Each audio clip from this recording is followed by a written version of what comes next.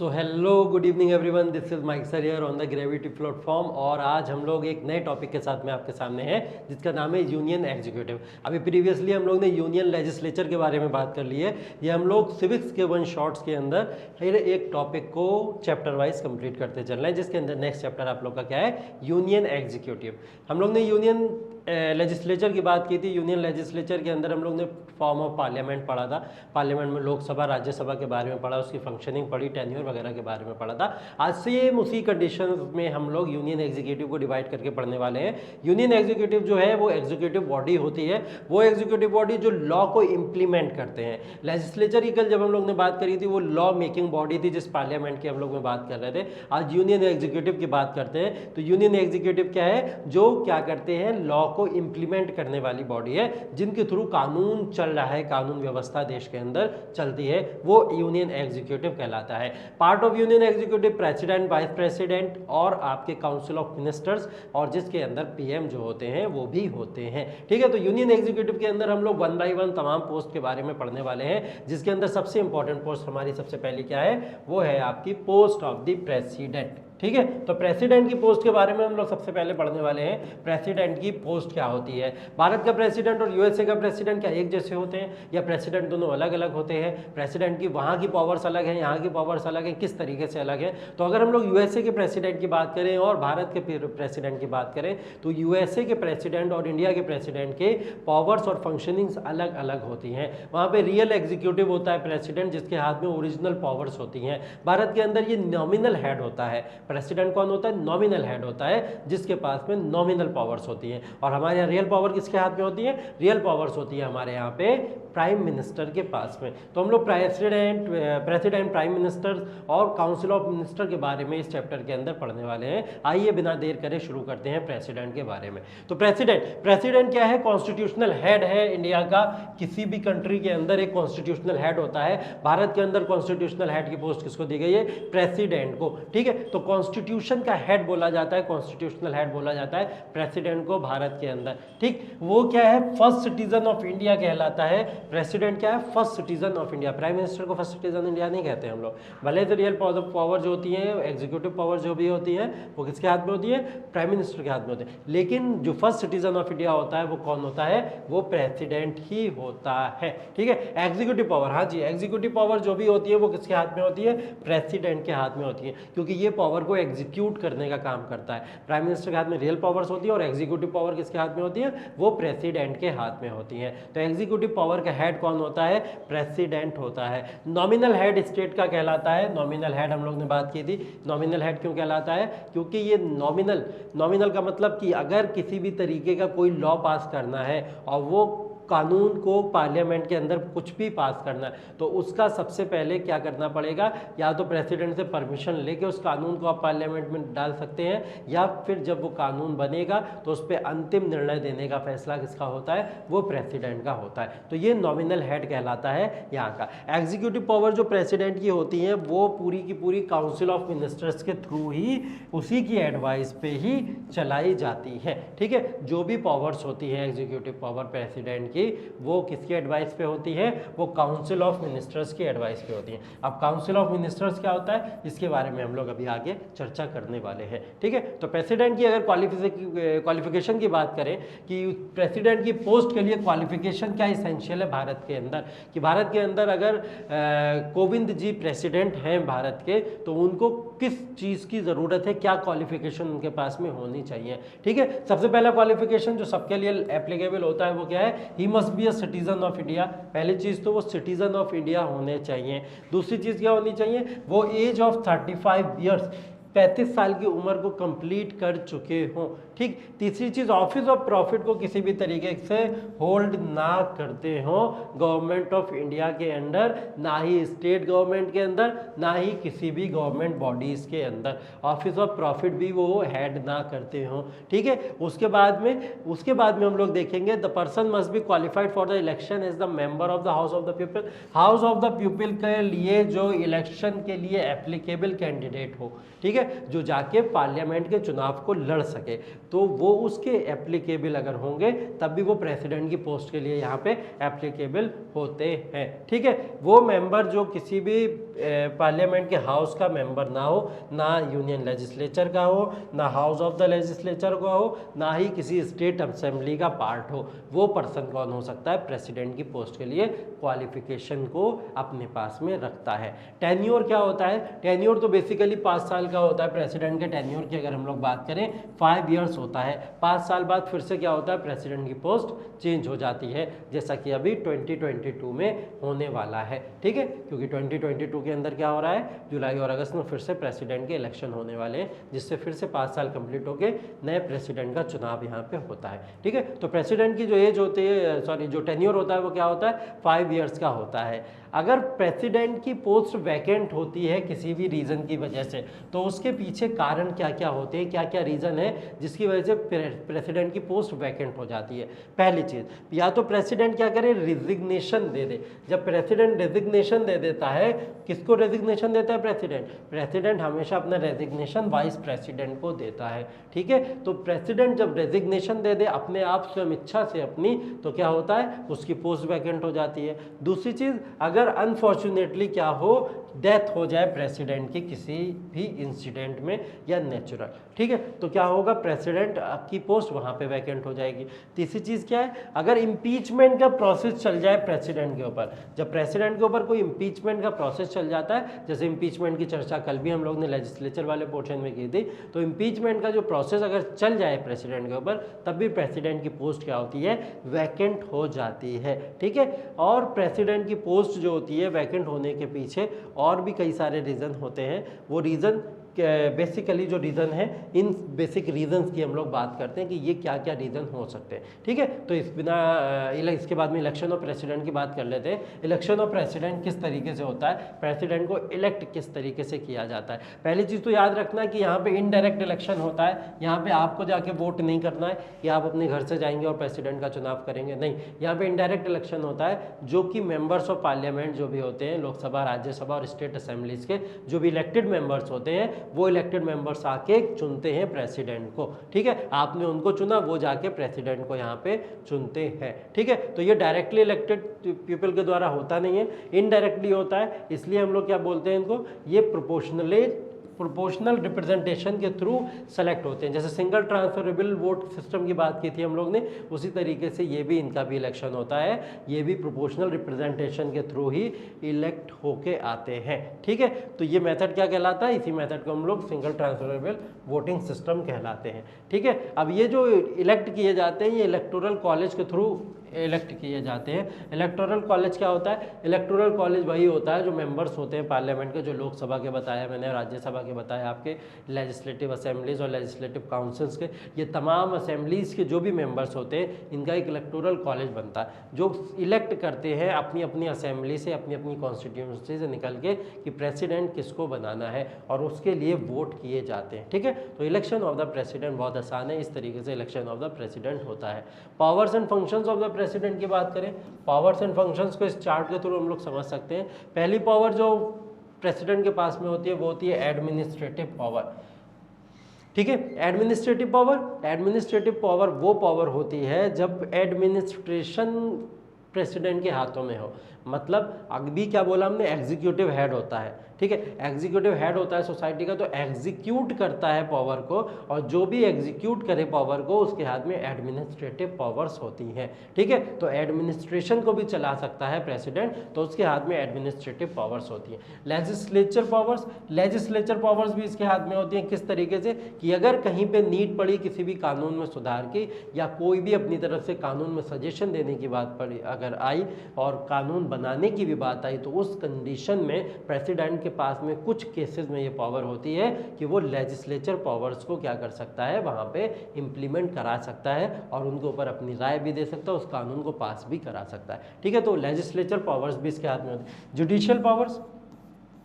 Judicial powers भी इसके हाथ में होती हैं। जुडिशियल पावर्स ऐसे होती है कि ये अपना फैसला सुना सकता है, जस्टिस दे सकता है किसी भी केस के ऊपर। माना किसी भी पर्सन को, कोई पर्सन एक्स है, उनको फांसी की सज़ा हो गई, पनिशमेंट हो गया उन्हें कैपिटल पनिशमेंट में उनको फांसी की सज़ा सुनाई जाती है। अब फांसी की सज़ा जब उन्हें सुनाई जाती है तो सुप्रीम कोर्ट फाइनल अथॉरिटी है जो सज़ा दे दे, तो उसके बाद में सज़ा को चेंज नहीं किया जा सकता। लेकिन एक पर्सन है जो उस सज़ा को कैंसिल कर सकता है और रोक सकता है, वो कौन है?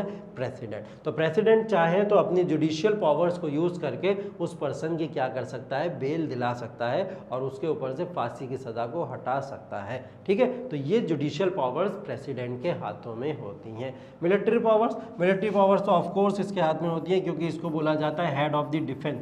जो भी डिफेंस सिस्टम है भारत का, उसका हेड होता है। आर्मी का हेड, डिफेंस का हेड, जो भी पूरा का पूरा डिफेंस सिस्टम है, उस डिफेंस सिस्टम का हेड कौन होता है?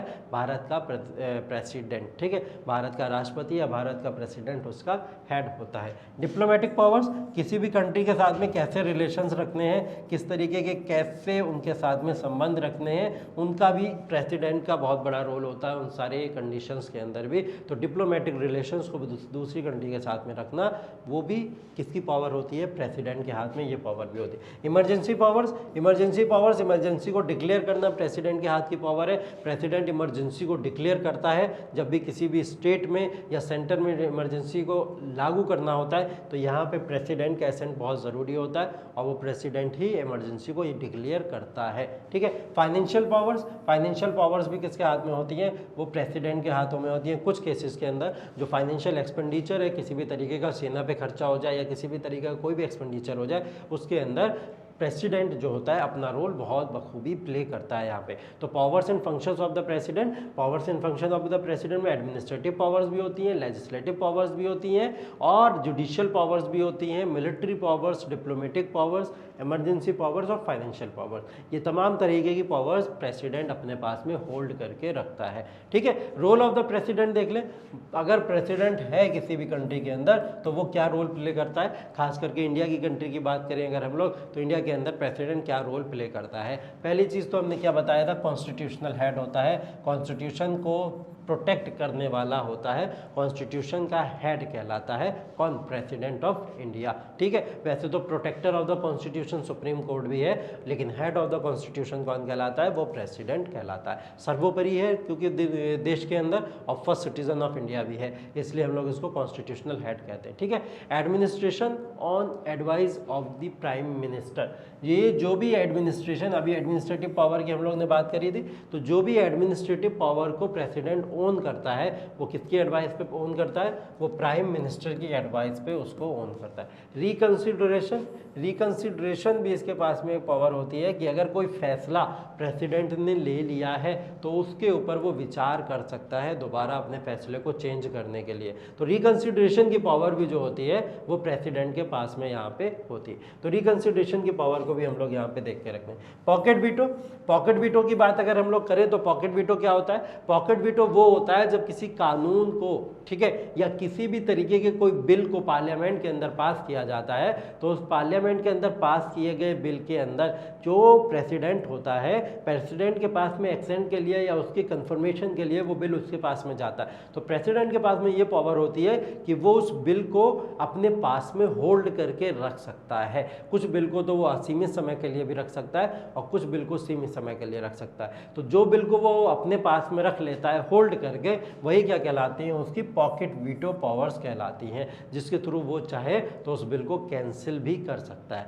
ये इसकी पॉकेट वीटो पावर है। नॉमिनल हेड है, किसी भी कंट्री का नॉमिनल हेड है। जैसे मैंने बताया, कोई भी कानून या कोई भी बिल अगर पास होता है तो उस बिल को पास करने में अपना एक्सेंट देने वाला या परमिशन देने वाला प्रेसिडेंट ही होता है, उस पर सिग्नेचरी करने वाला प्रेसिडेंट होता है। तो नॉमिनल हेड कहलाता है ये किसी भी कंट्री का। ठीक है, चेंज पॉलिटिकल सिनेरियो को भी चेंज करने में बहुत बड़ा रोल प्रेसिडेंट प्ले करता है। ये तो सब हम लोग देखते ही रहते हैं। ठीक है, लिस्ट ऑफ द प्रेसिडेंट्स, अगर हम लोग पहला प्रेसिडेंट देखें, जैसा कि आपकी बुक के अंदर लिस्ट ऑफ द प्रेसिडेंट भी दिया हुआ है, तो आप लोग एक बार जाके उसको विजिट ज़रूर कीजिएगा कि कौन कौन प्रेसिडेंट भारत के अंदर रह चुके हैं। फर्स्ट प्रेसिडेंट कौन थे, जैसे राजेंद्र प्रसाद 1950 से लेकर 62 तक भारत के पहले प्रेसिडेंट बने थे, फर्स्ट इंडिपेंडेंट इंडिया के पहले प्रेसिडेंट थे। ठीक है, इस तरीके के तमाम प्रेसिडेंट आपको देखने को मिलेंगे। ठीक है, उनको एक बार जाइएगा, विजिट कीजिएगा। सारे प्रेसिडेंट को याद करने की ज़रूरत नहीं है आपके लिए। ठीक है, आपको बस पहले प्रेसिडेंट के बारे में पता होना चाहिए और एक आध प्रेसिडेंट के बारे में अगर याद रख पाओ तो याद रख लीजिए, वरना ऐसा कुछ हार्ड एंड टफ रूल नहीं है। ठीक है, अभी जो हमारे प्रेसिडेंट है वो कौन है, रामनाथ कोविंद जो है करंट में हमारे प्रेसिडेंट। ठीक है, चलिए नेक्स्ट पोस्ट के ऊपर आते हैं, द प्राइम मिनिस्टर।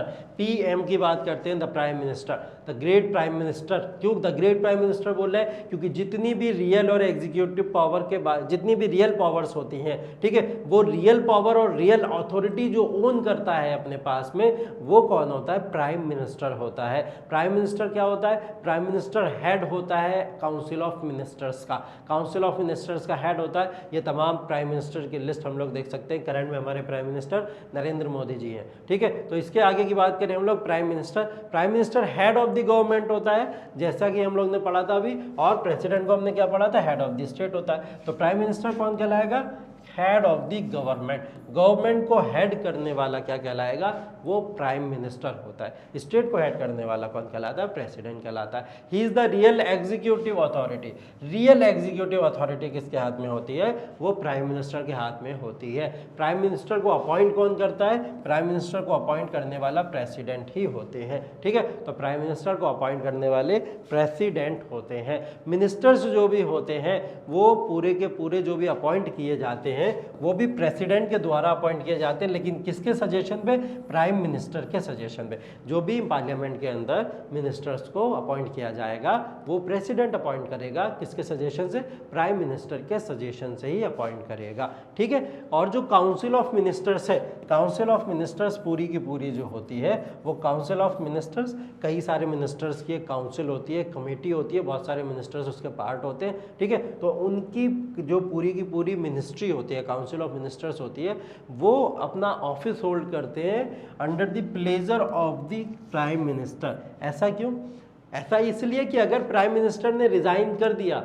या प्राइम मिनिस्टर की अगर अपनी पोस्ट से हट गई ड्यूटी, ठीक है, तो क्या होगा, पूरी की पूरी काउंसिल ऑफ मिनिस्टर्स गिर जाएगी। तो सिर्फ प्राइम मिनिस्टर के हटने से पूरी की पूरी काउंसिल ऑफ मिनिस्टर्स वहाँ पे डिस्ट्रॉय हो जाती है। इसलिए ये होल्ड दी ऑफिस, जो भी होल्ड ऑफिस करते हैं council of minister under the pleasure of the prime minister. ठीक है, और प्राइम मिनिस्टर और काउंसिल ऑफ मिनिस्टर ये दोनों के दोनों रिस्पॉन्सिबल किसके होते हैं, लोकसभा के और प्रेसिडेंट के। ठीक है, प्राइम मिनिस्टर और काउंसिल ऑफ मिनिस्टर्स दोनों रिस्पॉन्सिबल किसके लिए होते हैं, लोकसभा के लिए और प्रेसिडेंट के लिए। क्योंकि जो हेड दल का नेता, लोकसभा के दल का नेता कौन होता है, हाईएस्ट लीडर कौन होता है, वो होता है प्राइम मिनिस्टर। इसलिए लोकसभा के लिए भी रिस्पॉन्सिबल है और प्रेसिडेंट के लिए तो रिस्पॉन्सिबल होते ही होते हैं। ठीक है, provisions regarding prime minister and council of minister.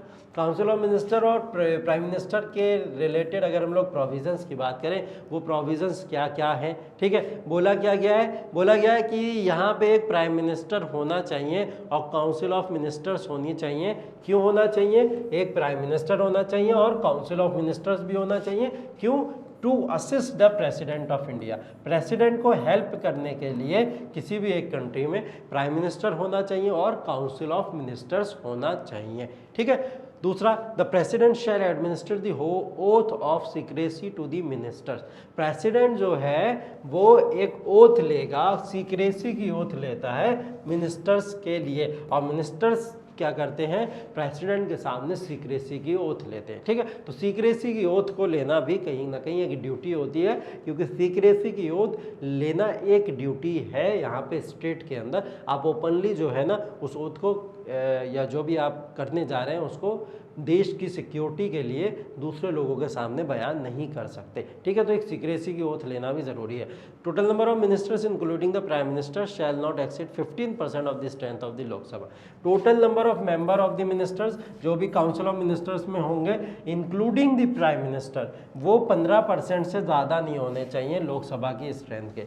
Lok Sabha की जो भी टोटल स्ट्रेंथ हो उसके 15% member he council of ministers के पार्ट होंगे, ऐसा कहते हैं। ठीक है, the salaries and allowances of all the ministers shall be determined by parliament. जो भी सैलरीज और अलाउंसेस होंगी सारे के सारे मिनिस्टर्स की, वो सब कौन करेगा डिसाइड? पार्लियामेंट डिसाइड करेगी, वही डिटरमाइन करेगी कि क्या सैलरी और अलाउंसेस होनी चाहिए। ठीक है, selection of the prime minister, prime minister का सिलेक्शन भी क्या इंडायरेक्ट इलेक्शन पे होता है? नहीं, प्राइम मिनिस्टर का सिलेक्शन तब होता है जब आप घर से बाहर निकलते हैं और बाहर निकल के वोट देने जाते हैं, जब आप अपने यहाँ के मिनिस्टर ऑफ पार्लियामेंट को चुनते हैं, जब आप अपने यहाँ के एमपी को मेंबर ऑफ पार्लियामेंट को चुनते हैं, जो मिनिस्टर भी बनते हैं आगे चल के। ठीक है, तो मेंबर ऑफ पार्लियामेंट को जब आप अपने आगे चुनते हो तो वो एमपी मिलके क्या करते हैं, जो सबसे ज़्यादा एमपी जो पार्टी बना देती है उसका प्राइम मिनिस्टर बन जाता है। ठीक है, तो ये क्या है, एक तरीके का डायरेक्ट इलेक्शन है। तो प्राइम मिनिस्टर कैसे चुना जाता है? Directly elected by the people, जिसके अंदर डायरेक्ट पार्टिसिपेशन लेते हैं लोग, तो directly elected by the people. ठीक है, the person gets elected as the members of the Lok Sabha और राज्यसभा। इसी के अंदर जो मैं आपको बता रहा हूँ, जो पर्सन जो भी हम लोग इलेक्ट करेंगे, जो भी डायरेक्ट इलेक्शन होगा, वो या तो लोकसभा के मेंबर बनते हैं जाके, या फिर राज्यसभा के मेंबर जाके बनते हैं। ठीक है, जो भी इलेक्टेड मेंबर होते हैं। ठीक, जो भी मेजोरिटी होगी वोट्स लोकसभा के अंदर, वो क्या करा जाएगा, प्राइम मिनिस्टर को उसको बनाया जाएगा उस पार्टी का, और उसको दल का नेता लोकसभा का बनाया जाता है। जब दल का नेता लोकसभा का बनाया जाता है, वही जाके क्या बनता है, प्राइम मिनिस्टर बनता है। कॉन्स्टिट्यूशन में कहीं भी पोस्ट जो है प्राइम मिनिस्टर की किसी भी तरीके से मेंशन नहीं की गई है, किसी आर्टिकल या किसी भी तरीके के कोई भी पार्ट में कॉन्स्टिट्यूशन के प्राइम मिनिस्टर की पोस्ट को मेंशन नहीं किया गया है। लेकिन एक चीज़ मेंशन की गई है, जो भी लोकसभा के दल का नेता होगा, लीडर होगा लोकसभा के लोकसभा असेंबली के अंदर, तो वो क्या होगा, वही प्राइम मिनिस्टर ऑफ इंडिया होगा। ठीक है, वही real executive head of India होगा। तो उसके बेसिस पे हम लोग प्राइम मिनिस्टर की पोस्ट को यहाँ पे चुनते हैं। ठीक है, प्रेसिडेंट जो है प्राइम मिनिस्टर को ओथ दिलाता है और अपॉइंट करता है प्रेसिडेंट को, प्राइम मिनिस्टर को। प्रेसिडेंट क्या करता है, ओथ दिलाता है और अपॉइंट करता है प्राइम मिनिस्टर ऑफ इंडिया को। तो इस तरीके से सिलेक्शन ऑफ प्राइम मिनिस्टर होता है। ठीक है, ओथ ली जाती है, ओथ सेरेमनी में इस तरीके से कहीं ना कहीं फंक्शनिंग होती है, जैसे कि आप देख सकते हैं। ठीक है, तो वो सेरेमनी इस तरीके से होती है। Powers and functions of the prime minister, power and function of the prime minister की बात करें तो प्राइम मिनिस्टर क्या है, head of the council of ministers. Council of minister का क्या है, प्राइम मिनिस्टर हेड होता है। ठीक है, हेड होता है काउंसिल ऑफ मिनिस्टर का, ये बात हमको पता है। ठीक, क्योंकि दल का नेता भी होता है। ये क्या होता है, तो जो भी मिनिस्ट्रीज होती हैं और मिनिस्ट्रीज के अंदर कई सारे मिनिस्टर्स होते हैं, उनके बीच में कोऑर्डिनेशन को रखने के लिए काम करता है प्राइम मिनिस्टर। दोनों दलों के नेताओं के बीच में क्या होता है, कोऑर्डिनेशन रखने का काम करता है। ठीक है, वो एलोकेट कर सकता है, रीशफल कर सकता है मिनिस्टर्स को आपस में, जिनको चाहे जो पोस्ट दे सकता है, जो पोर्टफोलियो देगा वो पोर्टफोलियो दे सकता है। तो ये भी पावर और फंक्शन होती है मिनिस्टर्स को पोस्ट और वर्क देने की प्राइम मिनिस्टर के हाथ में। लीडर ऑफ द लोकसभा, दल का नेता होता है, ये बात हो गई है। लीडर होता है लोकसभा का। ठीक है, ये जो होता है dissolution of Lok Sabha at any time, recommend कर सकता है कि लोकसभा को डिसोल्यूशन कर देना चाहिए। डिसोल्यूशन का मतलब लोकसभा को रोक देना चाहिए। ठीक है, तो लोकसभा को रोक देने की ताकत भी के लिए रिकमेंडेशन भी किसके पास में होता है,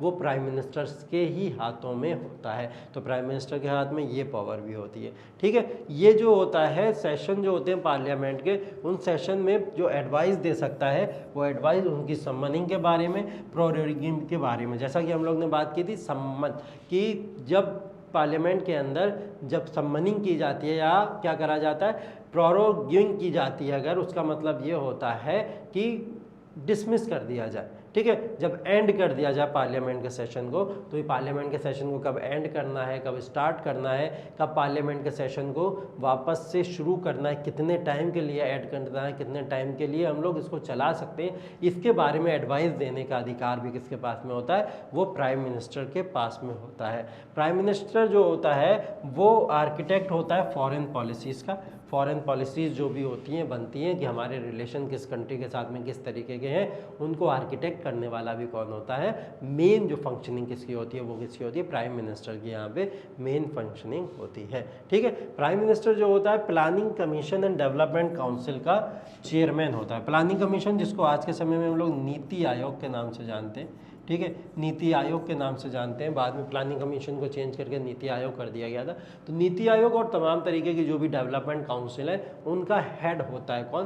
प्राइम मिनिस्टर होता है। ठीक है, प्राइम मिनिस्टर जो होता है वो इमरजेंसी के प्रोक्लेमेशन को भी क्या करता है? वो डिसाइड कर सकता है। ठीक है, यही सजेशन देता है प्रेसिडेंट को कि अब यहाँ पे नेशनल इमरजेंसी या कहीं भी स्टेट में एक इमरजेंसी को लगा देना चाहिए। ठीक है, तो ये सजेशन देता है और यही डिसाइड करता है इसके बारे में। तो ये देखिए कितनी पावरफुल टूल्स जो भी आपका प्राइम मिनिस्टर है उसके पास में होती हैं। तो powers and functions of the prime minister ये हम लोग ने देखे। ठीक है, इसके बाद में कुछ और 2-4 फंक्शन ऐसे भी हैं जिसको हम लोग देख लेते हैं यहाँ पे। His resignation is considered as the resignation of entire council of minister. इसकी तो बात हम लोग ने कर ली थी। अगर ये रिजाइन करेगा तो रिजाइन करने का इसका क्या मतलब है? पूरी की पूरी काउंसिल ऑफ मिनिस्टर को रिजाइन करना पड़ जाता है। ठीक है, तो पूरी की पूरी काउंसिल ऑफ मिनिस्टर रिजाइन कर देती है अपनी पोस्ट से। ठीक, तो ये रेजिग्नेशन अगर देगा तो काउंसिल ऑफ मिनिस्टर अपने आप गिर जाती है। ठीक है, प्राइम मिनिस्टर एक लिंक होता है किस किस के बीच में? काउंसिल ऑफ मिनिस्टर्स के बीच में और प्रेसिडेंट के बीच में। तो प्रेसिडेंट और काउंसिल ऑफ मिनिस्टर के बीच में अगर कोई लिंक होता है तो वो कौन है?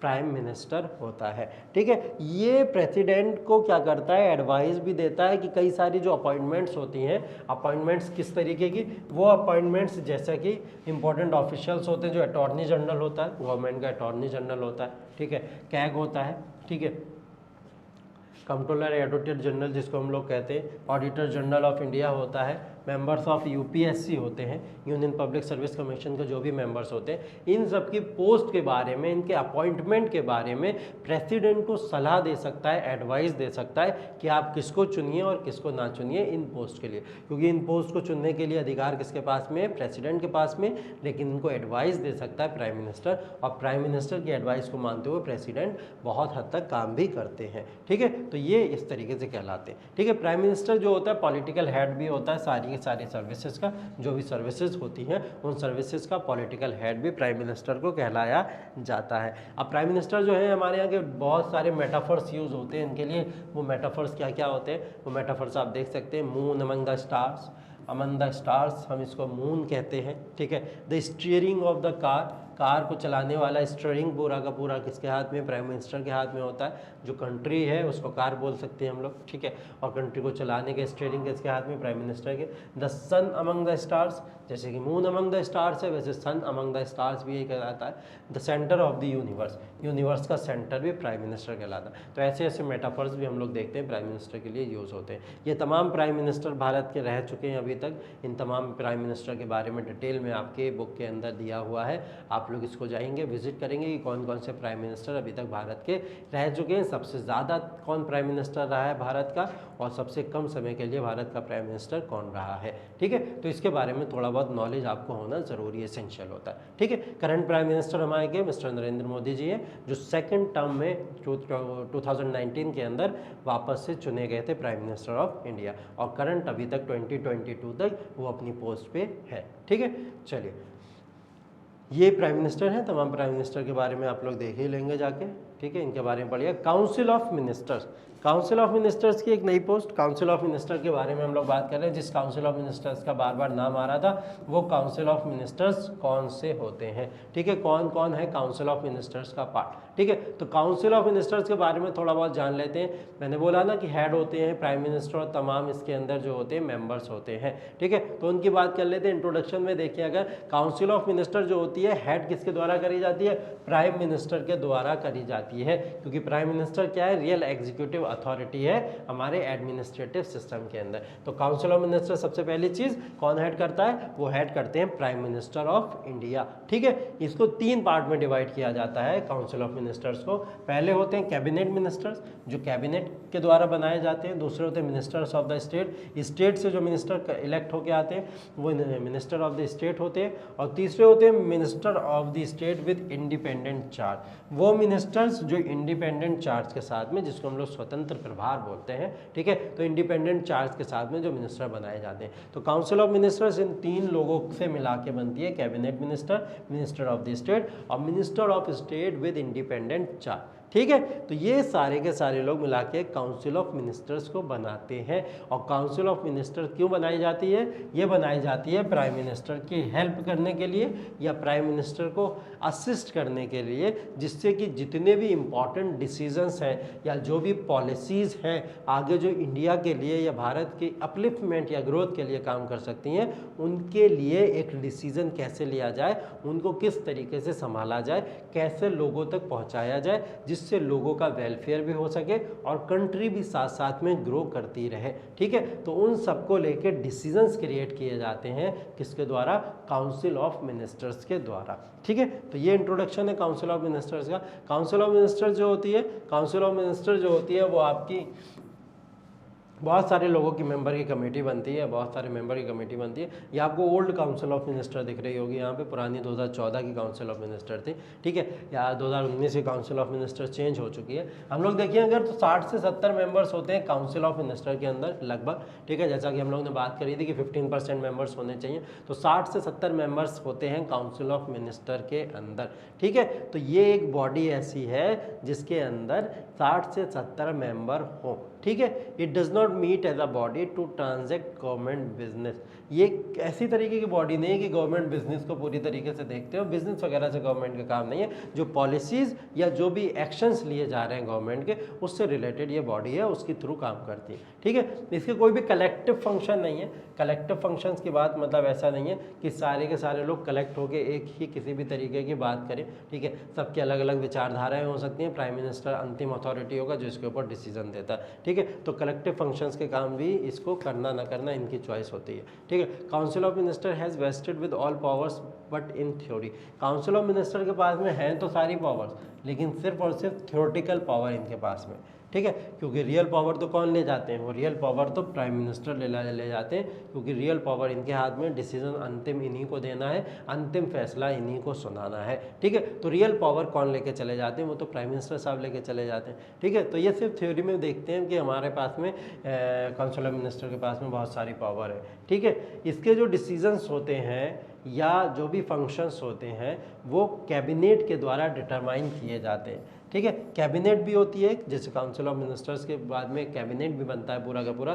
वो कैबिनेट भी जो होती है मिनिस्टर्स के द्वारा बनाई गई एक कमेटी होती है। तो वो कैबिनेट के जो भी डिसीजन जो भी डिटरमाइन करेगी पावर्स इससे रिलेटेड या फंक्शन इनसे रिलेटेड, वो फंक्शंस या पावर्स को यहाँ पे काउंसिल ऑफ मिनिस्टर्स के डिसाइड किया जाता है। ठीक है, तो इसके साइज़ को या इसके क्लासिफिकेशन को डिटरमाइन करने वाला कौन होता है? वो प्राइम मिनिस्टर ही होते हैं। प्राइम मिनिस्टर ही time to time council of minister को चेंज भी कर सकते हैं, इलेक्ट भी कर सकते हैं, किसी को ऐड कर सकते हैं, किसी को हटा सकते हैं। ये पावर भी किसके हाथ में होती है? वो सीधा प्राइम मिनिस्टर के हाथों में होती है। कैबिनेट की बात करें, कैबिनेट जिसकी बात करी थी, जिसका फंक्शनिंग जो होती है, जो जिसकी एडवाइस जो होती है, वो काउंसिल ऑफ मिनिस्टर के लिए बहुत प्रभावकारी होती है, बहुत इफेक्टफुल होती है। ठीक है, तो कैबिनेट क्या होता है? कैबिनेट भी क्या होती है? एक 15 से 20 मेंबर की एक कमेटी होती है, एक बॉडी होती है, और ये पार्ट क्या है? काउंसिल ऑफ मिनिस्टर का एक पार्ट होता है। जैसे काउंसिल ऑफ मिनिस्टर 60 से 70 लोगों के एक मेंबर की कमेटी है,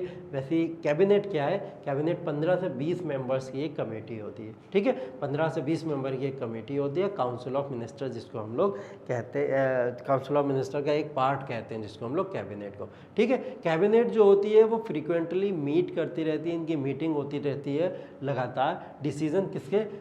जो भी गवर्नमेंट के बिजनेस है, यहाँ पे देखिए कैबिनेट गवर्नमेंट के ट्रांजैक्शन और बिजनेस के लिए काम कर रही है। ठीक है, तो जो भी ऐसे डिसीजंस होते हैं उसको लेने की अथॉरिटी कैबिनेट के पास में होती है। ठीक है, तो डिसीजंस ऐसे इस तरीके के कैबिनेट ले सकती है। ये काउंसिल ऑफ मिनिस्टर को डायरेक्ट भी करती है, उनको बताती भी है। ठीक है, और अगर ये किसी भी तरीके के कोई भी डिसीजन बता रही है, कुछ भी डायरेक्ट कर रही है काउंसिल ऑफ मिनिस्टर को कि आपको कोई भी पॉलिसी को अगर इम्प्लीमेंट करना है, तो उस पॉलिसी को इम्प्लीमेंट करने के लिए आपको कुछ इस तरीके से वर्क करना पड़ेगा, ये काम आपको करना पड़ेगा। तो ये काम करने का जो भी सजेशन दे रहा है कैबिनेट देता है, और ऐसा सजेशन काउंसिल ऑफ मिनिस्टर को मानना क्या होता है?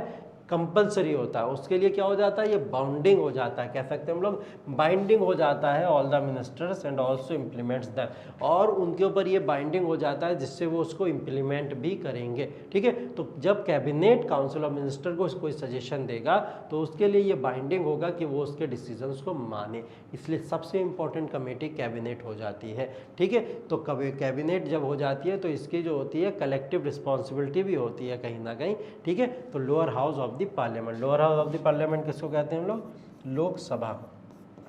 ठीक है, तो काउंसिल ऑफ मिनिस्टर जो होती है इस तरीके से कैबिनेट के रोल पे काम करती है। ठीक है, रोल ऑफ द कैबिनेट की बात कर लेंगे। रोल ऑफ द कैबिनेट क्या हो सकता है, हाईएस्ट डिसीजन मेकिंग अथॉरिटी है इंडियन पॉलिटिकल सिस्टम के अंदर। पूरे इंडिया के पॉलिटिकल सिस्टम को अगर हम लोग देख लें तो उन सब में सबसे हाईएस्ट डिसीजन मेकिंग अथॉरिटी है, जिसके डिसीजन को काउंसिल ऑफ मिनिस्टर भी नहीं टाल सकता, वो भी उसके डिसीजन को मानता है। ठीक है, चीफ पॉलिसी फॉर्मुलेटिंग बॉडी है भारत के अंदर, चीफ पॉलिसी फॉर्मुलेटिंग बॉडी है। ठीक है, पार्लियामेंट की चीफ फॉर्मुलेटिंग बॉडी जो सबसे बड़ी बॉडी है जो पॉलिसी का फॉर्मुलेशन करती है। ठीक है, तो वो कैबिनेट का काम होता है। ठीक है, सेंट्रल एडमिनिस्ट्रेशन का चीफ कोऑर्डिनेटर भी इसी को कहते हैं, chief coordinator of central administration. Central administration किस तरीके से वर्क करेगा उसका भी कोऑर्डिनेशन कौन करेगा, वो कैबिनेट ही करती है। ठीक है, चीफ एडवाइजरी बॉडी होती है प्रेसिडेंट के लिए। ठीक है, प्रेसिडेंट को क्या करती है, एडवाइस करती है, एडवाइजरी बॉडी है प्रेसिडेंट। ठीक है, और इसकी एडवाइस जो भी देगी ये प्रेसिडेंट तक के ऊपर बाइंडिंग होती है। तो सोचिए कितनी इंपॉर्टेंट बॉडी है कैबिनेट कि जिसकी एडवाइस प्रेसिडेंट के ऊपर तक बाइंडिंग हो जाती है। अगर प्रेसिडेंट किसी भी तरीके की कोई एडवाइस लेता है, किससे, वो जाके कैबिनेट से कोई एडवाइस लेता है या कैबिनेट कोई भी एडवाइस देती है तो वो बाइंडिंग हो जाती है, किसके लिए, वो प्रेसिडेंट तक के लिए बाइंडिंग हो जाती है। तो काउंसिल ऑफ मिनिस्टर्स के लिए तो होनी है। ठीक है, तो ऑल जितने भी फॉरेन पॉलिसीज और फॉरेन अफेयर्स होते हैं भारत के अंदर, उन सब के साथ में डील करना भी काम किसका होता है, वो डील करना काम भी किसका होता है, कैबिनेट का ही काम होता है। ठीक है, भारत के अंदर जितने भी लेजिस्लेटिव या फाइनेंशियल मैटर्स हैं, लेजिस्लेटिव मतलब लॉ मेकिंग, जिसमें लॉ मेकिंग होती है, और फाइनेंशियल का मतलब जितने भी फिस्कल मैटर्स होते हैं, उन लॉ मेकिंग और फिस्कल मैटर्स का सारा चार्ज किसके हाथ में होता है, वो भी सब कैबिनेट के ही हाथों में होता है, कैबिनेट ही उनको रेगुलेट करता है। ठीक है, तो ये आज हम लोग ने बात करी है पूरी जो आपकी एक यूनियन एग्जीक्यूटिव है, उस यूनियन एग्जीक्यूटिव के अंदर प्रेसिडेंट की बात करी हम लोग ने, प्राइम मिनिस्टर की बात करी, और मेजर जो सबसे इंपॉर्टेंट थी काउंसिल ऑफ मिनिस्टर, उसके अंदर भी कैबिनेट। तो ये यहाँ पे आपका यूनियन एग्जीक्यूटिव का पोर्शन खत्म हो जाता है। Thank you so much, see you in the next class.